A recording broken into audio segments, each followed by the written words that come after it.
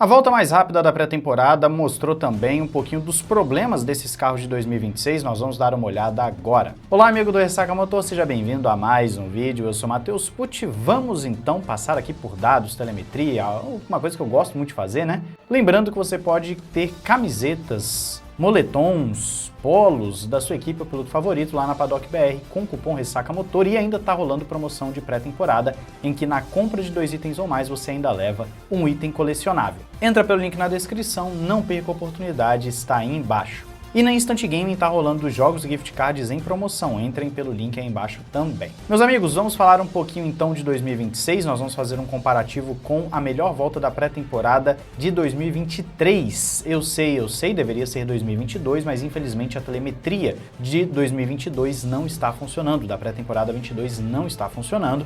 Nós então vamos para 23, que seria o comparativo mais próximo em termos de novidade dos carros. Quero que vocês prestem muita atenção em como esses carros de 2026 têm obviamente pontos fortes e fracos, mas os pontos fracos acabam deixando as coisas um pouquinho chatas, tá? Acabam tirando um pouco do brilho, que é onde os pilotos estão reclamando demais do carro novo. E aí, obviamente, no final do vídeo eu quero saber a sua opinião.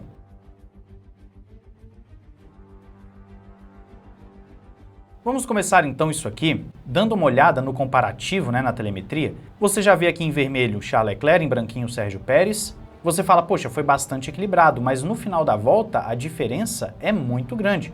O Charles Leclerc foi 1 segundo, 0,6 mais lento. É muita coisa mesmo. E aqui, inclusive, na animaçãozinha que você tem, você já vê que o Leclerc está numa velocidade maior na linha de chegada, ou na linha de partida, nesse caso da volta, em relação ao Sérgio Pérez. Só que o Leclerc, repare bem, conforme vai avançando a volta, o Leclerc começa a perder velocidade muito antes. Ele está 328, aqui o Pérez está uns 316. O Leclerc começou a perder velocidade, ó, 324, enquanto o Pérez vai continuar aqui numa velocidade de cruzeiro, vamos assim dizer. 17, 18, e o Leclerc perdendo, ó, 300, e o Pérez ainda está 319. Você vê que há uma diferença grande na reta devido ao lifting coast. E esse é basicamente o único momento em que o Leclerc vai ficar à frente do Pérez. Daqui em diante, o Sérgio Pérez vai ultrapassar o Leclerc e aí já era. O Leclerc não consegue mais ganhar do Sérgio Pérez. Você vai ver aqui no gráfico de velocidade justamente que o Leclerc ele consegue ter a velocidade maior, ele chega a ser 9 km mais rápido que o Pérez no topo, mas depois ele perde velocidade muito antes e ele não tá freando, ele só tirou o pé, tá? Ó, ele começou a perder velocidade aqui,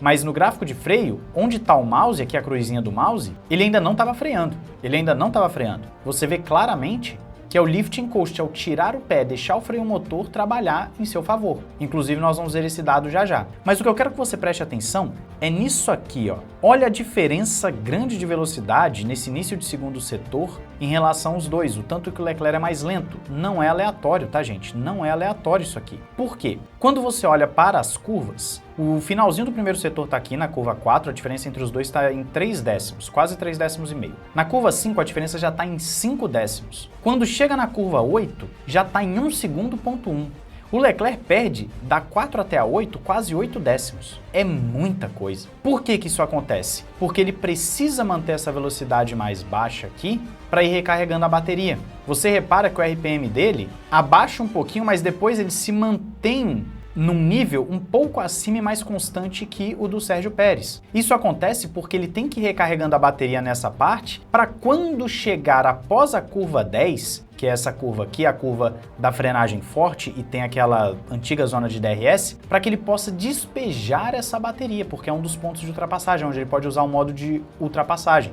o overtake. Por isso que a velocidade do Leclerc aqui fica muito parelha e até um pouco superior à do Pérez durante boa parte da reta, só que aí ele começa a perder velocidade de novo. Porque ele precisa tirar o pé antes, ele precisa fazer o lifting coast antes, devido ao combo bateria e também um carro com menor downforce. Ele não vai conseguir se aproximar e fazer a curva na mesma velocidade que os carros do ano passado, ou do regulamento passado, porque eram carros feitos para isso. No restante da volta, você vai ver uma coisa triste, que no final do segundo setor, nas curvas 12 e 13, já entrando aqui no terceiro setor, o Leclerc mantém uma velocidade, olha só, 252, enquanto o Pérez está indo para 258. O Pérez chega num pico ali de 270 e o Leclerc está a 244. São 30 quilômetros quase de diferença. Isso aqui é o que o Alonso estava falando. Em curvas rápidas, você não vai mais ter a mesma velocidade porque precisa gerenciar a bateria para usar na reta. E olha que interessante, enquanto ele estava Perdendo velocidade, o RPM dele estava mais alto que o do Pérez, porque é justamente nessa redução de marcha, você vê que o Leclerc ele está com uma marcha abaixo do Pérez, nessa redução de marcha ele vai deixar o RPM lá em cima,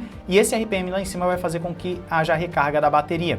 E ele está fazendo tudo isso porque ele vai ter a reta oposta logo em seguida. Repare que na reta oposta ele é muito mais rápido que o Pérez, porque aqui ele vai conseguir despejar a bateria. O Leclerc chega a bater 308 contra 292 do Sérgio Pérez, por mais que ele comece a perder velocidade antes também. Mas ele despeja a bateria, e quando consegue despejar a bateria é onde o carro de 2026 brilha, porque ele consegue uma velocidade máxima muito maior. Só que aí você tem um outro problema, como ele utilizou na reta oposta essa bateria, você repara que no finalzinho da volta aqui, quando ele tá para cruzar a linha de chegada, ele começa a perder bateria de novo, ou seja, para abrir a volta para o qualifying, ele consegue ter bateria até quase o final da reta, como nós vimos aqui, ó. Só que no final da volta, como ele está utilizando a bateria de forma agressiva, ele não vai ter bateria no meio da reta, porque a linha de chegada no Bahrein é basicamente no meio da reta. Ele não vai ter mais velocidade, e aí ele vai entrar naquela velocidade de cruzeiro ou então perder velocidade, que é o que a gente estava falando antes de ver os carros na pista. Como nós conseguimos olhar para todos esses dados? Você vai ver aqui nos insights, na comparação, que em top speed o carro de 2026 é muito mais rápido, chegando a bater 9 km a mais. Porém, na média de velocidade, ele perde em quase 4 km. Na porcentagem de pé no acelerador, ele perde em 2,8%, porque ele tem que tirar o pé do lift and coast. Nas curvas de baixa, perde em pouco mais de 1 km. Nas curvas médias, curiosamente, até ganha por muito pouco, mas ganha, o que é um bom indicativo. Só que nas curvas de alta velocidade é aqui que está o problema. Se você considerar a média, ele perdeu 5 km por curva, sendo quase 30 só na 12 e na 13, como nós falamos aqui. A eficiência do acelerador e também aqui na pontuação, no score de potência, o carro de 26 ganha, porque você vai ter um uso menor ali do seu motor em termos de período de aceleração, então ele tem uma projeção de eficiência maior. A eficiência de DRS não é contabilizada porque o modo de reta não conta como DRS. Do 1.6 que o Leclerc perdeu nessa volta, 1 segundo é só no segundo setor, que é quando eu falei para vocês da curva 4 até a curva 13, onde ele precisa fazer lift and coast direto para recarregar a bateria. Perde quase meio segundo no primeiro setor e somente 1/10 no terceiro, que é quando ele consegue se utilizar da bateria na reta oposta e na reta principal até o momento da linha de chegada. Então, enquanto tiver curva de alta velocidade e retas muito longas, esse carro possivelmente vai sofrer muito. Aqui os dados ficam um pouquinho mais diretos. Você vê, por exemplo, que na pontuação aqui do freio motor, o carro de 26 é muito maior do que o carro de 23, porque ele precisa se utilizar muito mais do freio motor. A consistência de aceleração é maior do carro de 23. E na média de velocidade, ó, 238 na de alta, 244 para o de 2023. Na de média velocidade eles ficam praticamente empatados e na de baixa velocidade o carro de 23 ganha de novo. A média de velocidade é 214 contra 210, o top speed é 328 contra 319, então você vê que é um carro que tem pontos positivos, mas também tem alguns pontos negativos graves que nós precisamos conversar.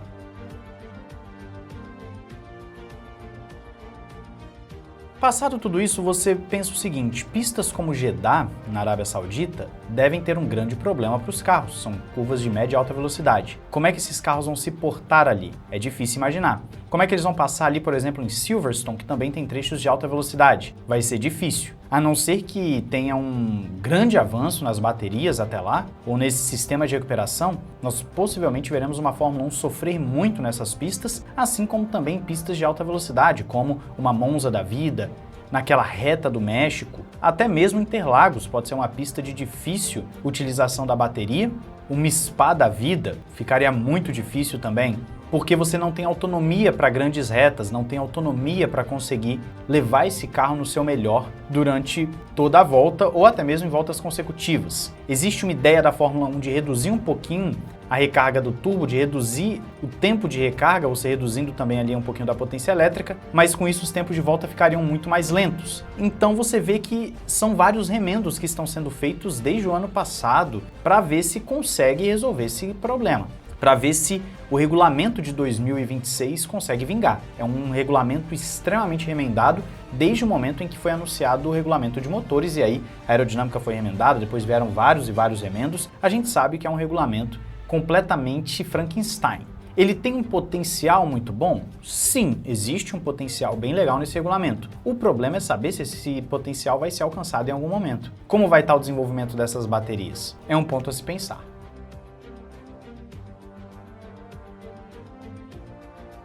Vamos agora então falar sobre uma outra parte desse regulamento 26, que é, com todas essas limitações, como ficariam as corridas? Nós estamos aí esperando a Austrália, existe muita expectativa para saber o que vai acontecer, e a projeção que nós temos das corridas, baseado no que vimos na pré-temporada, é um piloto tendo bateria e o outro não, uma Ferrari que deve ter um sistema de largada muito superior inicialmente aos demais, stints completamente inconsistentes, a variação de volta deve ser muito maior.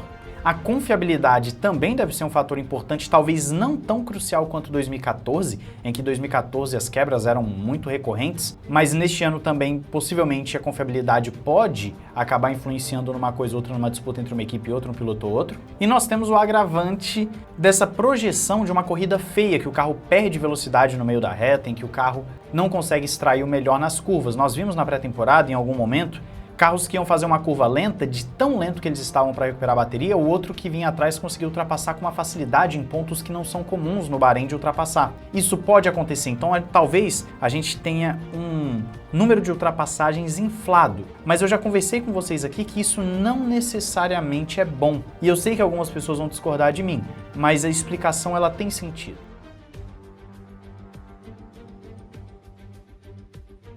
Quando nós entramos no tema ultrapassagens, entenda que é necessário ter uma certa dificuldade. Não pode ser impossível, mas também não pode ser a coisa mais fácil do mundo. Caso contrário, perde o brilho e o público quer ver disputa, é o que traz a emoção para o esporte. Como eu fiz um comparativo numa outra ocasião, não me recordo se foi num vídeo ou se foi num post de Instagram, o que foi, que inclusive segue a gente lá no Insta, no Twitter. Se você tirar o goleiro do futebol, as partidas vão terminar 15-14. Todo mundo vai falar, nossa, sai gol pra caramba, gol é o ápice do futebol. Mas vai perder a graça. Por quê? Porque qualquer jogador que chutar do meio campo, da área do goleiro dele, na linha do gol, na reta do gol, vai ser gol. Não vai ter mais o desafio de você tirar a bola do goleiro, fazer um chute bonito para ir no ângulo, aquela coisa toda.